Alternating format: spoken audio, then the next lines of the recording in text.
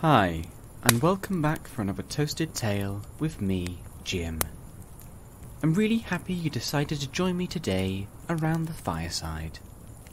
If, like me, you enjoy hearing stories, then you've come to the right place. I think there are interesting stories in every subject, just waiting to be found and shared. In this podcast, we're going to take a random subject and use it as a seed to do some research, and in that time I'll do my best to find a story within that hopefully I and you will find enjoyable. So let's bring in the subject randomizer, give it a spin, and find out what today's topic will be. Alright, so today it's landed on Lloyd Pepper Basset. Now before today, I hadn't even heard of Lloyd, or for that matter, known about anything he's done. I know that he was a baseball player who played in America many decades ago. Learning a bit more about this man's life and career therefore should be pretty interesting. And I look forward to what you and I will learn throughout this episode. Now, so as not to keep you all waiting around, I've already completed the research for Lloyd Pepper Basset, and I'm really excited to share with you the stories I found surrounding this man. Now, just for a disclaimer, Lloyd Pepper Basset was playing baseball in the 1940s and 50s. Back then, especially in America, there was a lot more unenlightened thinking about race and people of different ethnic backgrounds. Now, Lloyd's story interjects this conflict, and in this episode of the Toasted Tale podcast there will be some subjects that touch on race, the challenges certain peoples had to go through at that time, and we'll also mention certain organisations which have names that, to our modern ears, may make us feel a little bit uncomfortable. My intention is to cover this subject with the respect and attention it deserves, because underneath there is some really interesting stories. Out of conflicts like this, the greatest tales can emerge. And just remember that a lot of what you're about to hear is very time appropriate to when it was happening, and the opinions of people back then were very different to our own now. Anyway, now that's out of the way, let's get to today's story. So, baseball. It's known as America's beloved national pastime, and has a few different origins that come from different areas, some of which are true and others false. Legend has it that a young man from a prominent family in upstate New York in the summer of 1839 invented the game. In this story, the man named Abner Doubleday probably would have been in between his early military training at West Point, as later he would go on to fight and become a military major general for the Union forces during the Civil War, and in turn becoming a national hero in the process. Now, the idea of a national war hero inventing America's beloved national pastime is about as American as apple pie, and is a fitting story for the origin of the sport. And this is probably why it persuaded business leaders, sports writers, and officials in the 1930s to settle on it. Unfortunately, and contrary to these tales, baseball has a different origin. Baseball turns out to be a love child of two English games: rounders, a popular children's game brought to New England by the early colonists, and cricket. By the time of the American Revolution, variations of both sports were played in schoolyards and college campuses across the country. Popularity for these games peaked in newly industrialized cities, where men sought work in the mid-19th century. In September 1845, a group of New York City men founded the New York Knickerbocker Baseball Club. One of them, a volunteer fireman and bank clerk, Alexander Joy Cartwright, would codify a new set of rules that would form the basis of modern baseball. calling for a diamond-shaped infield, foul lines, and a free strike rule. Cartwright's changes made the burgeoning pastime faster-paced and more challenging, while clearly differentiating it from the older games like cricket. In 1846, the Knickerbockers played their first official game of baseball against a team of cricket players, beginning a new, uniquely American tradition. There are instances of segregation and discrimination in all countries at some point, and the United States of America is no different. Whilst early on, people of different coloured skins were allowed to play together in baseball games, and African Americans were allowed to play in the minor and major leagues, with examples of Bud Fowler becoming the first African American to play professionally in the minor leagues beginning in 1878, where he played as a pitcher, catcher, and second baseman. Another example is Moses Fleetwood Walker in 1884, who was the first to play in the major leagues, when his team, the Toledo Blue Stockings, joined the American Association, which would later merge to become the National League. Around 1887, things started to change, however. Similar to Jim Crow laws that were being adopted by some American states, owners of major and minor league teams met and adopted a secretive gentleman's agreement that no new contracts would be given to black ball players. This was no official ruling, but rather an insidious reaction to the times where tensions between Americans of different ethnicities were peaking, and the reaction to these created strong lines which were being drawn all across the country and society. This was no hard segregation either, no official law was passed. At the time, it would have more probably felt like a slow bleeding out of black players from the sport over a number of years.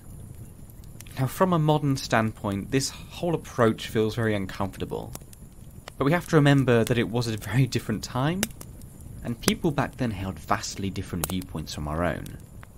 The owners of the different baseball teams may have legitimately felt that white audiences coming to watch their teams would not want to watch African American players on the field. They say that money talks, and it may have taken a very brave individual before his time to go against the racially charged direction the league was heading in and risk alienation and financial ruin. Things settled like this for around 20 years, until between 1916 and 1919, two big events happened simultaneously. The First World War ended, and the Great African American Migration occurred. Firstly, what is now known as the Great Migration began around this time, and over the next half-century saw more than 6 million African Americans from the rural South move to cities in the North, Midwest, and West. Between the years of 1916 and 1919, 500,000 African Americans were drawn away from their homes by unsatisfactory economic opportunities and harsh segregationist laws. Many black Americans headed north, where they took advantage of the need for industrial workers that arose during the First World War. When in November 1918 the First World War ended, it meant the return of boatloads of American men, coming back to their homes and to be integrated into civilian life. An estimated 3 million soldiers had to be discharged following the end of the conflict, and those men were understandably looking to enjoy some of the best the USA had to offer following their harrowing wartime experiences. One of these such experiences would of course turn out to be the sport baseball. These two events contributed to Rube Foster, the owner of an independent, all-black baseball team, the Chicago American Giants, to take a chance and change the landscape of baseball completely. In 1920, Rube felt the time was right, and there was a market to found what was called the Negro National League, which would be made up of all African American teams, and would use the greater fan bases in the northern cities following the Great Migration and the return of the troops to support the league. Other similar leagues sprouted up following Rube Foster, and they all grew in popularity, as indeed the whole industry did throughout the 1920s, 30s and 40s. It was in this new league setup that the star of today's toasted tale comes in.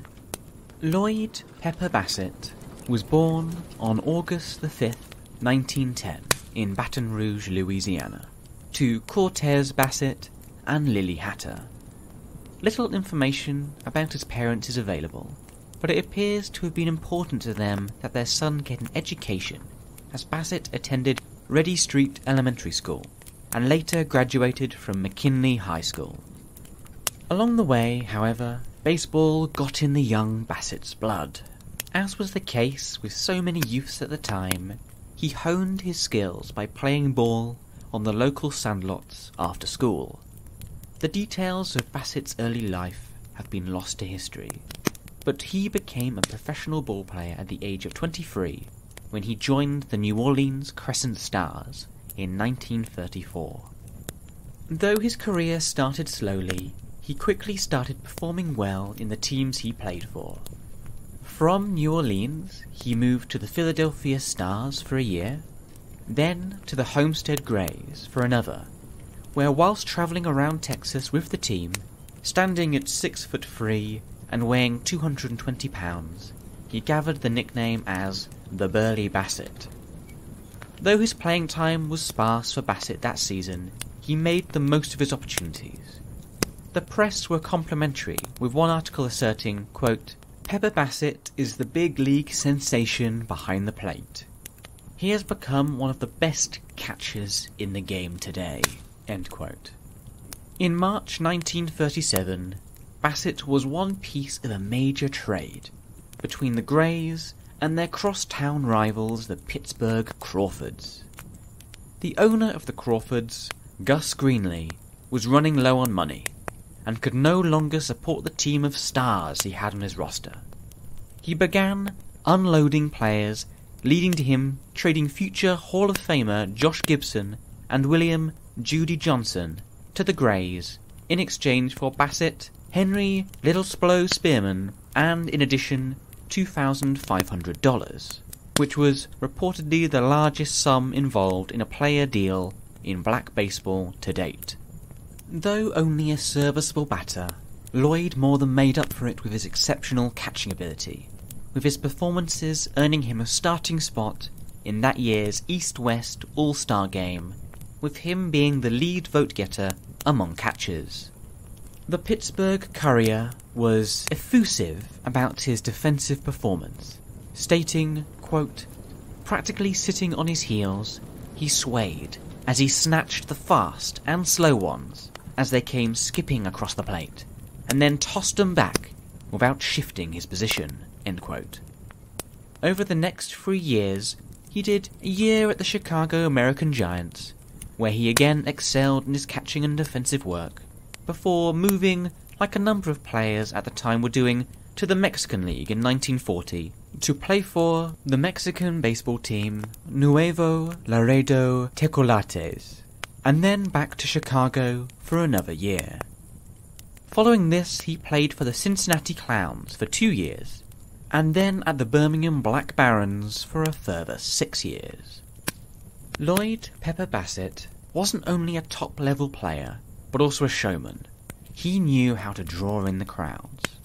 Early as a young player, he suggested pulling a stunt on the pitch to the team owner in order to catch people's attention.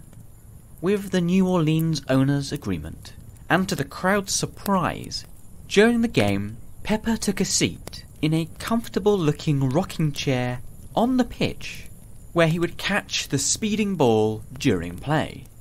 The audience loved it, and it drew in larger and larger crowds. Everyone wanted to see the rocking chair catcher.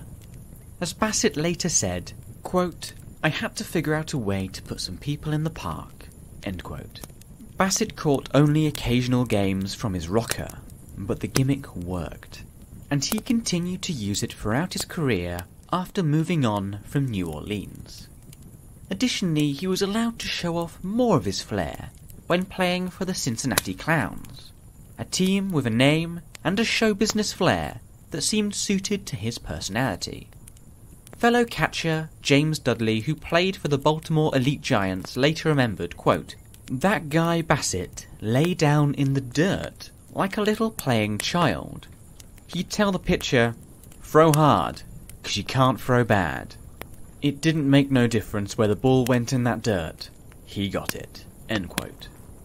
James Dudley's reminiscences about Bassett's catching acumen was an example of how well the rocking chair catcher had developed that aspect of his game. In fact, Bassett's focus on defense led to his contribution to the history of baseball equipment. According to the Negro League historian Don Rogozin, quote, "Bassett found that the 1930s style catcher's mitt, with its pillow-like design, was unsatisfactory, particularly when a quick release was needed to get the runners stealing second. Experimenting, he gradually removed more and more of the padding, toughening up his hand in the process. Unknown to history, he helped create the squeezer style of catcher's mitt." End quote. Although Bassett used a fun bit of showmanship throughout his playing days, he was far more than a mere sideshow. He was a premier backstop, who was voted into 8 East-West All-Star games in 7 different seasons. He was also made All-Star 7 times. The Negro League umpire Bob Motley extolled the catcher's abilities, quote, "A switch-hitting slugger. Bassett had an arm like a rifle, and would sometimes mow down base stealers while sitting at the edge of the rocker. Most times, however, he would leap up from the chair and fire a bullet down to second, or pick off a runner loafing at first. If there was going to be a play at the plate, Bassett would kick that rocker out the way so fast you'd think he was kicking poo off his shoe. He'd quickly position himself to make the play. Bassett was really an outstanding catcher, truly one of the best in the league. If times had been different, there's no doubt in my mind that he would have found his way up to the majors." End quote. The paradox that the Negro Leagues had to exist due to segregation, but were nonetheless often popular even with racially unenlightened white fans, is perhaps best summed up in the words of one white Texan who asserted about Bassett, quote, "I don't care if I was the only white man in the stands. I was going to see that man in the rocking chair." End quote. It feels like Lloyd Bassett was born slightly at the wrong time. After the Second World War, there was increasing pressure to reintegrate the leagues so players of different ethnicities could be in the same teams. Between 1940 and 1946, the colour line between leagues was broken down. The racial intolerances, economic, and other complex factors that contributed to segregation in baseball were challenged, and chances were taken by big major league clubs in signing black players to their majority white teams. Branch Rickley of the Brooklyn Dodgers was the first to approach a young Jackie Robinson in 1945, and then in 1947, where he would be the first black player to put on the Dodgers uniform and cross that colour line. It's important as well to remember the type of time this was. This was before, by presidential order in 1948, the armed forces was desegregated, and also before, in 1954, when the Supreme Court forbid segregation in public schools. In some ways, the desegregation of baseball was a forerunner to the desegregation of society in America. Bassett's playing peak was before this time, unfortunately, and while he was still playing when the league started to rejoin, he was never picked up by any minor or major clubs, and wasn't able to make the transition. In 1944, he also suffered a heartbreaking accident when his team at the time, Birmingham Black Barons, were heading to the Negro League World Series that year, and Bassett and at least 3 other Black Barons, including Tommy Sampson, John Britton, and Leander Young, were involved in a car accident in which a drunk driver hit their vehicle head-on. Sampson, who had been driving and who had suffered the worst injuries, recalled, quote, "I got hurt the week before the 1944 World Series. I think we had played in Louisville, I believe, and we were on our way to Birmingham when we had the accident. I was out till that next spring. I was in the hospital, I think almost 13 weeks. I had a broken leg, head busted, and everything." End quote. Bassett did play some of his best baseball while in Birmingham, and became one of the grizzled veterans at the club. After eventually leaving, he did continue playing at different clubs around North America. In 1953, and at the age of 43, Bassett's career was clearly nearing its end. He had one last hurrah as a player when he took part in his 8th All-Star game as the starting catcher for the West team. In the game, which was played at Comiskey Park on August the 16th, Bassett went 0 for 3 in the West's 5-1 triumph over the East. Bassett's final season was spent with the Detroit Stars in 1954. Though the career of Lloyd Pepper Basset is quite well documented, his personal life is not. We know that he married Zdena Johnson in April of 1941, but the couple had no children. After retiring from playing professional baseball, he ended up moving to California, where he worked as a janitor until his death on the 28th of December, 1980. Whilst there is still a lot of his life that is shrouded in mystery, and though Bassett is now gone, the legend of the rocking chair catcher continues to live on in baseball lore. Thank you so much for spending your time with me today around the fireside. I really enjoyed learning a bit more about Lloyd Pepper Basset, the history of baseball, and how it played a key role in first the segregation, but also the desegregation of American society. It really is fascinating to me how, in less than a century, society can change so much. But it really isn't that long ago, and it's also clear to me that the ghosts of that past still have fingers clawing at today. It is therefore really important to learn about this history, I think, and I feel richer in knowing it myself. If you did enjoy listening to this podcast, and you want to find yourself around the fireside again soon, then following this podcast wherever you get your podcasts will be really helpful.